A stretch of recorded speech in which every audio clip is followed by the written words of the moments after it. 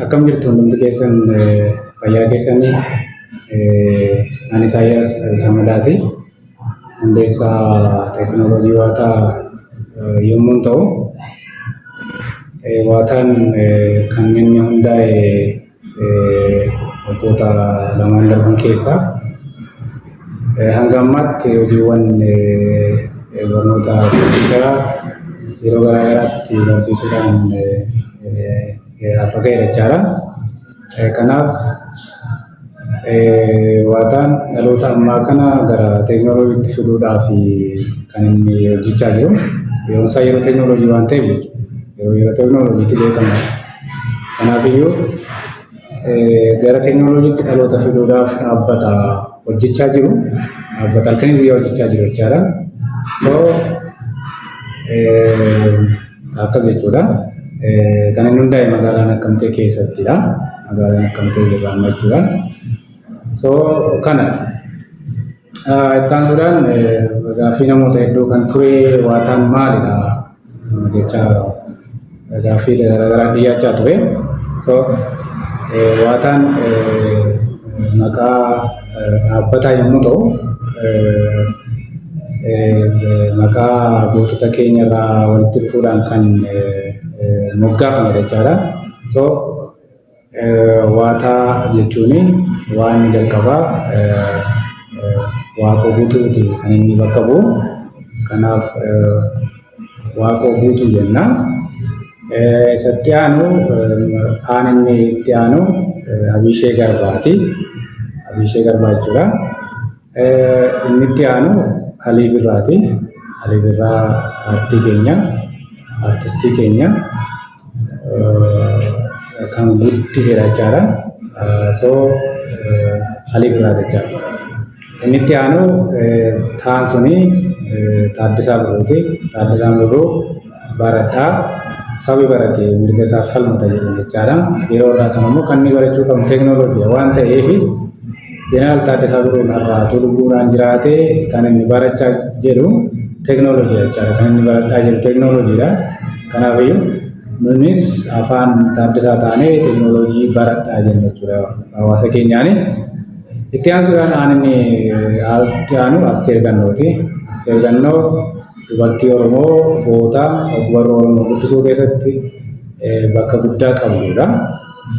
Kanaaf maqaa ishee keessaa haasana fudhannee ishee moggaasu jaallanne jira.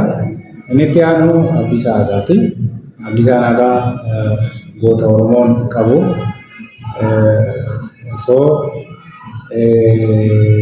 Abdiisaa Aagaa goota. Kanaaf waataan maqaa Abdiisaa Aagaatiin akka moggoo keessaa Abdiisaan Aagaa qooda fudhatee jira. Kanadha jechuudha. Kana waataan waaqoo guutuuti. Abishee Garbaati. Alii Birraati. Taaddasaa Birruuti. Asteer Gannooti. Abdiisaa Aagaati jechuudha. Akka kanatti nu hubattu jechuudha. Itti aansuudhaan kaayyoon waataa maalidha? Jennee gaafa ilaallu mul'anni waataa guddaadha. Gama teekinooloojiitiin rakkoo gama teekinooloojiitiin jiru furuudha jecha. Teekinooloojii fayyadamnee rakkoo gama teekinooloojiitiin uummanni keenya qaawwa qabu san furuudha jechaadha. Kanaaf teekinooloojiin waan baay'eedha. Teekinooloojiin hojii uumuu danda'a.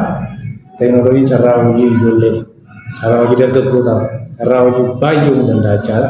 Bikoos addunyaan irraa industirii irraa gara dijitaalitti ceetee jirti waan ta'eef kanaaf waataan akka riqichaatti hawaasa keenya industirii irraa gara dijitaalitti ceesisuudhaa fi dhaabbata hojjechaa jiru jechaadha.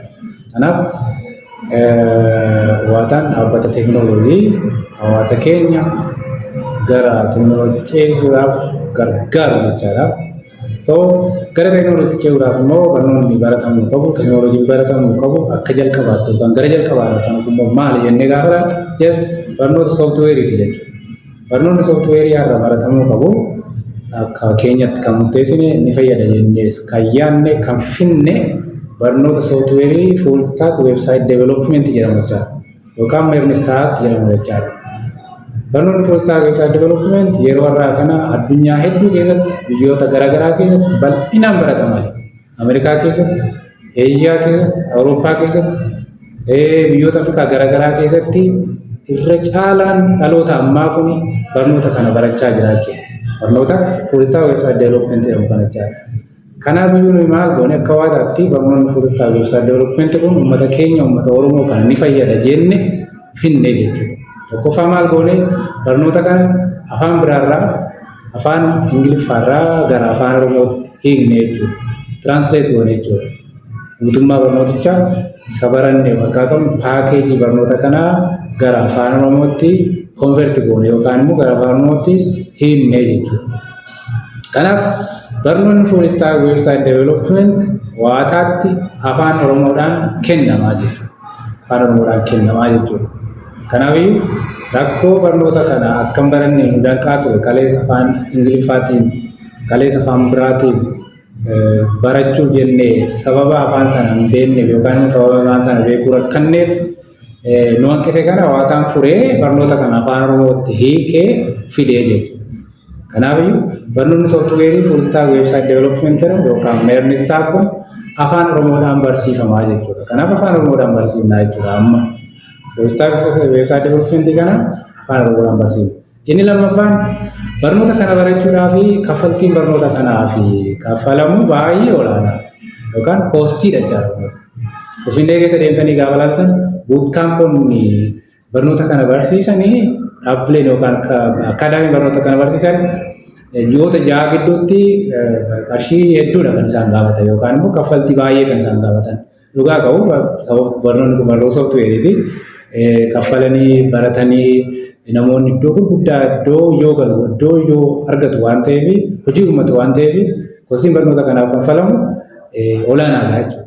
Kanaaf nuyi maal goone hawaasi keenya uummati keenya yookaan immoo dargaggoon Oromoo kuni kostii kana kaffaluu hin danda'u yookaan immoo ni rakkata jennee waa yaallu hawaasa hundumaa giddu galeessa akka godhatutti barnoota kanaaf kaffaltii kaffalamu baay'ee gadi buufne jechuudha. Baay'ee gadi buufne. Isuma gadi buufne irraa iyyuu maal goone barnoonni full-stack website development yeroo jalqaba kan inni jalqabe 25/2023 marsaa tokkoffaan jechuudha. Marsaa lammaffaan immoo amajjii 27 bara 2024 eegalee jechuudha. Amma kan jiru marsaa sadaffaarra. Marsaa sadaffaan kan eegalu eebila 15 bara 2024dha. Kana marsaa sadaffaa kana maal goone kaffaltii barnootichaa kanfalamurraa parsantii 70 gadi buufne. Hir'ifama gatii gadi buufne jechuudha. Kana jechuun maal jechuudha? Isuma kaleessatti namni basic computer training baratu ji'aan jechuudha. San goonee barnoota full-stack website development kana hawaasa hunda biraan gahuudhaaf jalqabnee jechuudha. Kanaaf yeroo irraa kana barnoota full-stack website development kaffaltii xiqqaaf afaan keenyaan akka barannuuf haala hundumaa mijeessine yoona sa'aatii kanaaf irra geenye jirra jechuudha. Kanaafiyyuu namni hundumuu carraa kanatti fayyadamuu qaba. Itti aansee barnoonni kun karaa lama kennama. Qaama magaalaa Naqqamtee jirra miti. Qaama magaalaa Naqqamtee jirra.